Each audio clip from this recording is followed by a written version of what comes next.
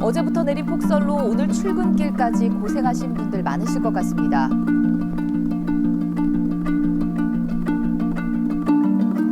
여러분 반갑습니다. 이종찬 전도사입니다. 지금 새해를 맞아서 성경 통독에 대한 열정을 불사르시고 있는 우리 구독자분들과 청년들이 지금 굉장히 많은 걸로 알고 있는데요. 그래서 그런 분들께 조금 도움을 드리고자 제가 신약 성경 잘 읽는 법 몇 가지를 좀 준비를 해봤습니다. 저는 성경을 전공하기도 했지만 지난 10년 동안 거의 하루도 빠짐없이 신약 성경을 읽어왔던 것 같고요. 아마 독수로 치자면 아마 100독도 더 했던 것 같아요. 아마 100독을 못하지는 않았을 것 같습니다.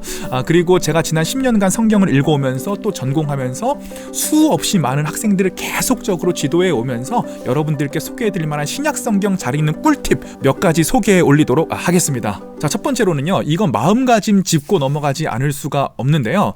제가 생각하는 최선이라고 하는 것은 그냥 내가 열심히 한다고 해서 최선이 아니라 무언가 다른 것을 하는 것을 저는 최선이라고 생각을 하거든요. 내 바운더리는 이 정도인데 이 바운더리를 넘어가는 무언가를 하는 것을 저는 최선이라고 생각을 하는 편이에요. 그래서 만약에 여러분들이 이번 새해부터 새롭게 성경을 통독하기로 결단하셨다면 그것 자체만으로도 이미 최선을 다한 것이라고 스스로를 좀 토닥여 주셔도 될 것 같아요.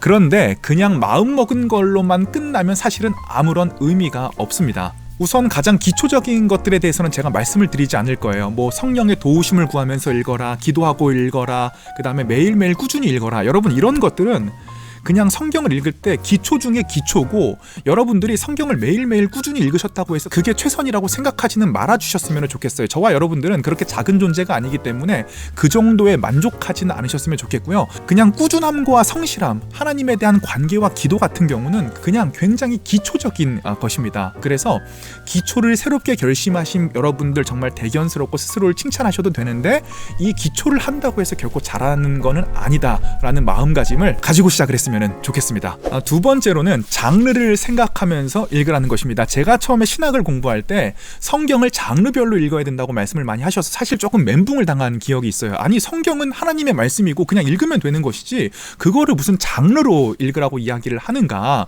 여기에 대해서는 제가 조금 더 신학적인 이야기를 덧붙여야 되는데요. 1600년간 성경을 쓴 40여 명의 저자들이 성경을 어떻게 기록했는가에 대해서는 여러 가지 신학적인 의견들이 있습니다. 뭐 기계적 영감설이다, 유기적 영감설이다, 이런 것들이 있는데 이런 사실 어려운 단어는 기억하실 필요가 없고, 첫 번째 기계적 영감설이라는 것은 그냥 하나님께서 갑자기 나에게 막 임하신 거야. 그래서 내 손이 막 내가 원하지도 않고 생각하지도 않았는데 막 성경을 막 쓰기 시작해. 이런 걸 이제 기계적 영감설이라고 생각을 하는데, 두 번째 유기적 영감설이라는 건 뭐냐면 하나님께서 인간에게 영감을 주셨고 그 과정을 모두 이끄시기는 하지만 사람의 인격과 경험과 성향과 성품과 이 모든 것들을 활용해서 적으셨다라고 생각을 하는 것이 후자입니다. 지금 신학에서는 유기적 영감설을 정설로 여기고 있고요. 하나님께서 사람의 모든 전인격을 토대로 성경을 썼기 때문에 성경에서는 당연히 다양한 장르가 존재할 수밖에 없습니다. 이 다양한 장르를 통해서 우리가 하나님에 대한 더 다양한 모습들을 알 수가 있는 거겠죠. 그래서 신약 성경에는 총 5가지 장르가 있습니다. 첫 번째로는 예수님의 생애를 기록한 복음서, 두 번째로는 교회가 어떻게 성장했는지에 대해서 기록해 놓은 사도행전, 세 번째로는 바울이 적은 바울서신, 네 번째로는 바울 외에 다른 사도들이 적은 공동서신, 다섯 번째로는 사도 요한이 지은 묵시 장르인 요한계시록이 있겠고요. 이 5가지 장르가 신약 성경 27권, 여러분 우리가 구구단을 외자 39, 27 구약성경이 39권이고 신약성경이 27권이거든요. 이 5 장르를 머릿속에 조금 기억하고 읽으신다면 성경을 조금 더 숲을 잘 볼 수 있게 읽을 수 있지 않을까 싶습니다. 신약성경 읽는 방법 두 번째로는 사도행전부터 읽어라. 아마 저랑 비슷하실 거예요. 다들 마태복음부터 읽으시다가 나고 하시는 바람에 마태복음은 굉장히 익숙한데 그 외에 다른 신약성경은 익숙하지 않은 저 같은 분들이 굉장히 많을 거라고 생각을 하고 있습니다. 그래서 제가 여러분께 드리는 팁이 사도행전부터 읽으라는 거예요. 왜냐하면 예수님의 생애를 기록한 복음서와 사도들의 편지를 담은 바울서신, 공동서신 그리고 요한계시록을 잇는 성경이 바로 사도행전이라고 생각을 하시면 될 것 같아요. 즉 사도행전은 우리 인체의 약 허리 같은 굉장히 중요한 역할을 하기 때문에 여러분들이 사도행전을 먼저 읽으신다면 복음서에서 서신서로 어떻게 넘어가는지에 대한 기준을 잘 잡으실 수가 있게 되는 거죠.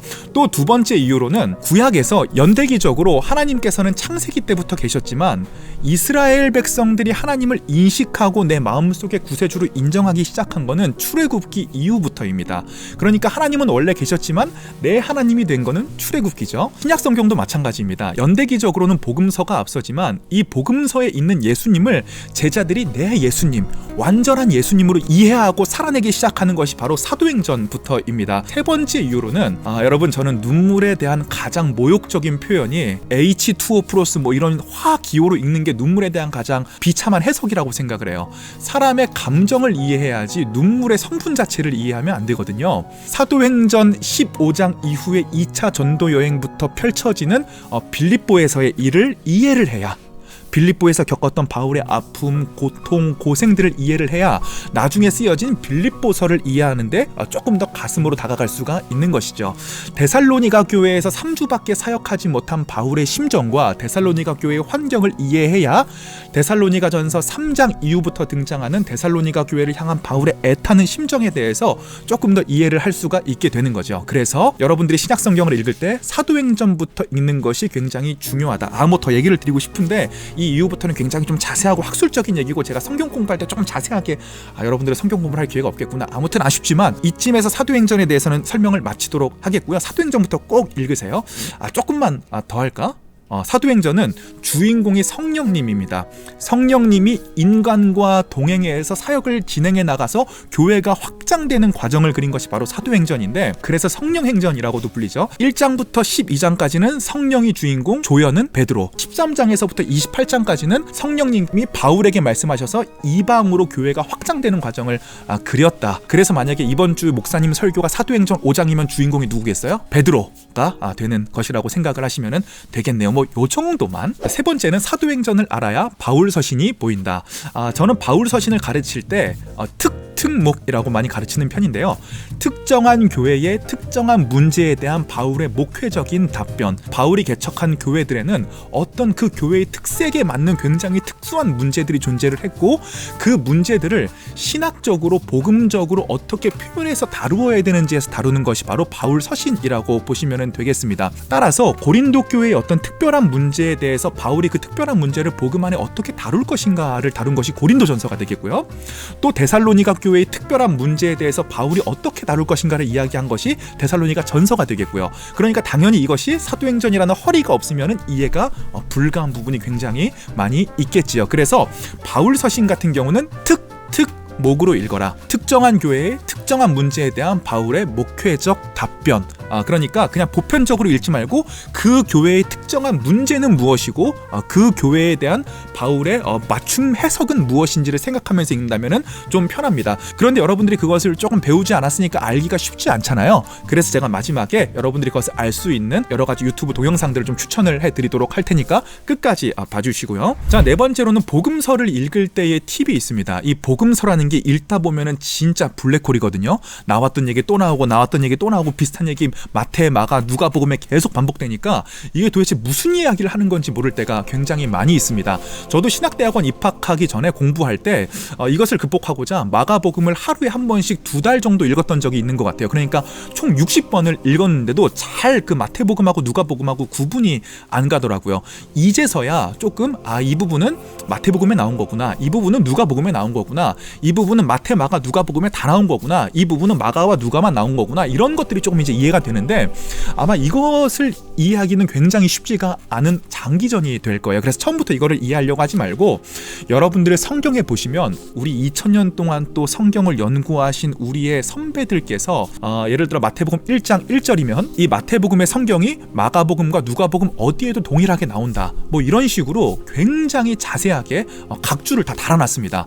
그래서 여러분들이 성경을 읽으실 때 그 위에 보면은 제목도 달아놨고 그 제목 옆에 동일한 부분이 나오는 나오는 다른 성경들도 다 적어놨어요. 그래서 이런 것들을 참고하고 읽으면 굉장히 쉽다. 또 복음서에는 그 형식에 따라서 공관복음서와 요한복음서로 나뉘는데 공관복음서는 마태, 마가, 누가복음이고요. 공통되는 관점을 지녔다. 뭐 요 정도만 제가 설명을 하도록 하겠습니다. 5번째 팁은 도움받을 수 있는 강의를 제가 좀 소개를 해드리고 싶은데요. 유튜브에 들어가셔서 C채널이라는 곳에 재미있는 신학을 검색해 보시면 굉장히 유명한 교수님들께서 이 성경과 조직신학 그리고 역사신학에 대한 강의들을 다 올려놓으셨습니다. 이 강의들을 꾸준히 따라가시다 보면 굉장히 여러분들이 도움을 많이 받으실 것 같고, 저도 요즘에도 가끔씩 헷갈리곤 할 때는 이 강의들을 찾아보곤 한답니다. 여러분들께서 꼭 이 5가지 팁들을 기억하시면서 올해 신약 성경을 일독하시는 놀라운 역사들이 또 일어나시길 여러분께 부탁을 드리면서, 궁금하신 부분은 댓글에 적어주시고요. 여러분들, 저는 또 다음 영상으로 돌아오도록 하겠습니다. 피스.